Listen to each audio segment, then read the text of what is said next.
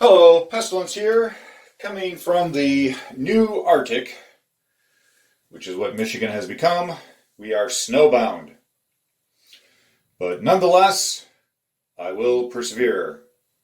So, what do I have for you today? Well, I've been given the opportunity to review a book, Locks and Keys Throughout the Ages. It is being republished by the publishing house Artisan Ideas in collaboration with the Assa Abloy Group. Happily, the owner of Artisan Ideas emailed me and asked me if I would like this opportunity, and I gladly accepted. So, what is the book about? Well, first of all, it was written by Vincent J. back in 1957. And this book is still considered to be one of the best books ever written on the history and development of locking mechanisms, and that's by many collectors and locksmiths. And Vincent was himself a master locksmith, and he was also, look at my cheat sheet here, he was the director of the Lips Safe and Lock Manufacturing Company. I looked up to try to see if I could find some of the locks on sale or for sale, and I couldn't find any. I did see a lot of examples of padlocks and things like that they produced, brass padlocks and things, but nothing that was being sold. So I'll have to keep an eye open in the future. But Vincent Arras, he, besides being a master locksmith, he also developed several important patents, and he was an avid collector, which I think some of the locks in there might be part of his collection. So, what we're going to do is I'm going to tell you about some of the chapters and a little about what is in some of these chapters. It's very interesting. As the name tells you, it is discussing locks throughout the ages and keys.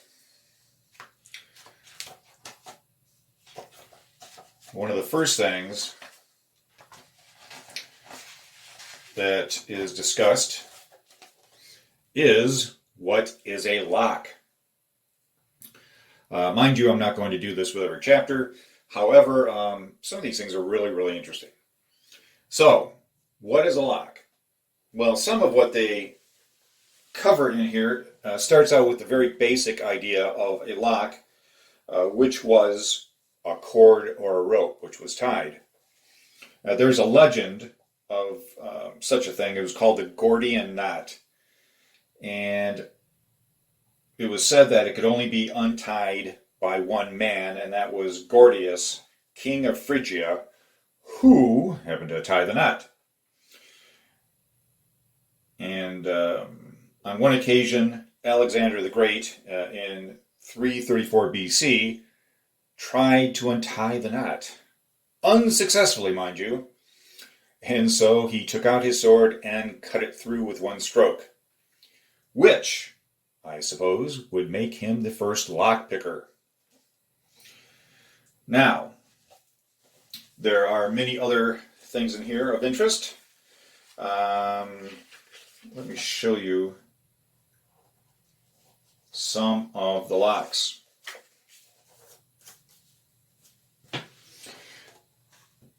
There are examples. I'm hoping that this isn't being blotted out, but here's one from Tanimbar Island, and one that was from the Belgian Congo.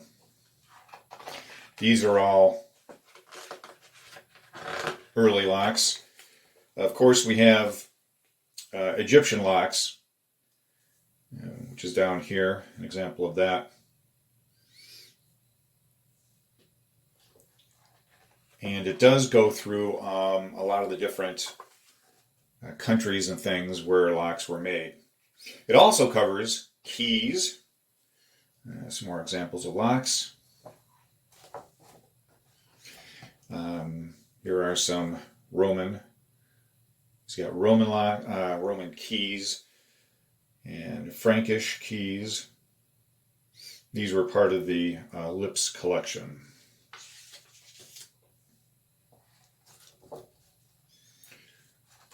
And here are some other ancient padlocks. I've seen versions of this.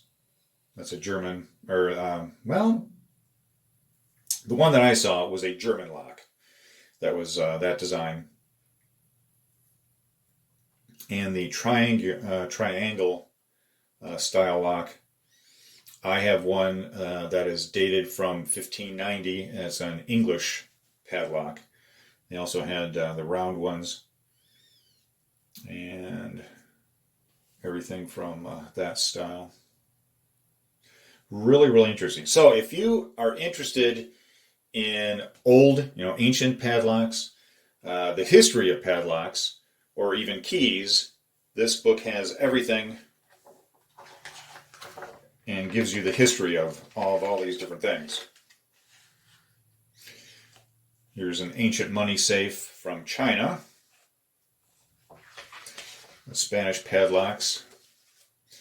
Very, very ornate back in the day.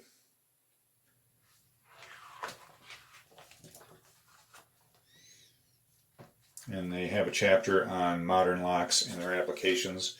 They go over lever locks, Baron locks, Joseph Brahma.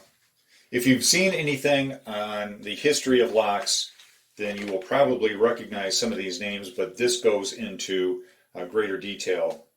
Cotterell, Chubb, and Chubb was associated with different styles of locks. Cylinder locks, tells about lock picking, shows some of the tools that were used during the period of time of Mr. Hobbs, who was an American lock expert. That was back in 1850s.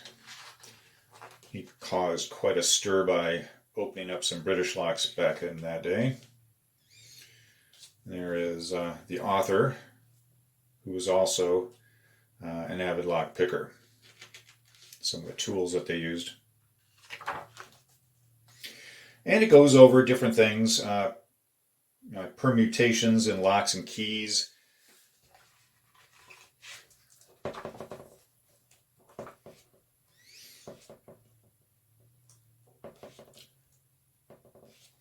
Very, very, very interesting. Safe deposit boxes. One thing that I noticed in here is that they even talk about family crests and genealogies and things like that. Here's some more very ornate keys. That is really, really interesting. One of the last locks that I purchased, I have a video of it, and the key itself was really, really nice. You don't see that type of thing nowadays. I believe that I called it elegant. There's different types of locks. I've seen some of these for sale. There's screw key padlocks. Let's see if I can get to... Here we go. Family crests. Of course, most of these you will find are like of kings and royalty and things of that nature. And they all have something in common, which is keys on them. And my family crest does not have a key, I don't believe, on it. Nonetheless, really interesting. Roman keys.